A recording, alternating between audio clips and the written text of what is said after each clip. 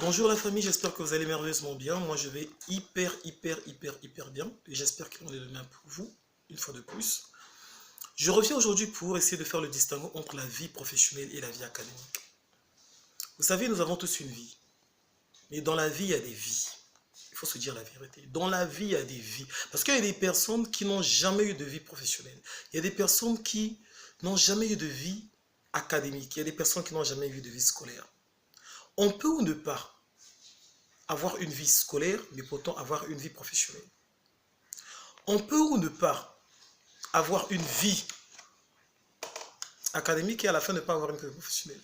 Ça veut dire que franchement, c'est une chimie qui est complexe.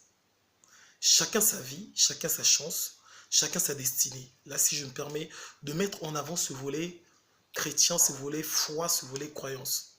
Cependant, mettons un peu de la logique dans l'affaire. Une fois de plus, je souhaite bon vent à tous mes étudiants pour cette année académique que vous avez commencé. Je voudrais revenir sur le point de vie académique et vie professionnelle. La vie académique te prépare pour la vie professionnelle. Le passage de la vie académique à la vie professionnelle est appelé insertion professionnelle. Oui.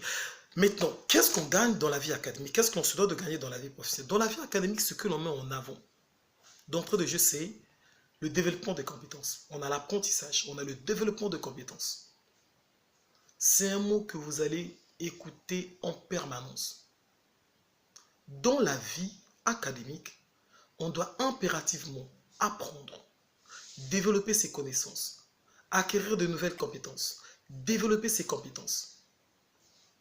Et ce sont ces compétences et ces connaissances qui vont vous faciliter donc votre insertion professionnelle. Parce que dans la vie professionnelle, ce que l'on demande, ce n'est pas l'apprentissage. Souvent lors des entretiens d'embauche, certains candidats se permettent de dire « je suis là, je vais apprendre, montrez-moi le travail, je vais travailler ». Et qui t'a dit que tu es là pour qu'on puisse te montrer le travail? C'est la société de ton grand-père pour qu'on puisse rester là te montrer le travail. Le temps que tu étais à l'université, qu'est-ce que tu faisais? Le temps que tu as consacré dans ta vie professionnelle, qu'est-ce que tu étais en train d'apprendre? On n'a qu'à se dire la vérité, soyons francs. Dans la vie professionnelle, l'objectif, c'est de pouvoir mettre en pratique les compétences que vous avez eu à développer dans votre vie académique. Parce que les entreprises que vous recrutez demandent à ce que vous puissiez avoir les compétences nécessaires afin que ces entreprises-là puissent être performantes. On ne va pas embaucher une personne incompétente. C'est vrai, vous allez prendre des exemples. Là encore, c'est une autre paire de manches. Mais on n'a qu'à se dire la vérité. Il est donc important de pouvoir être conscient, de développer un certain degré de conscience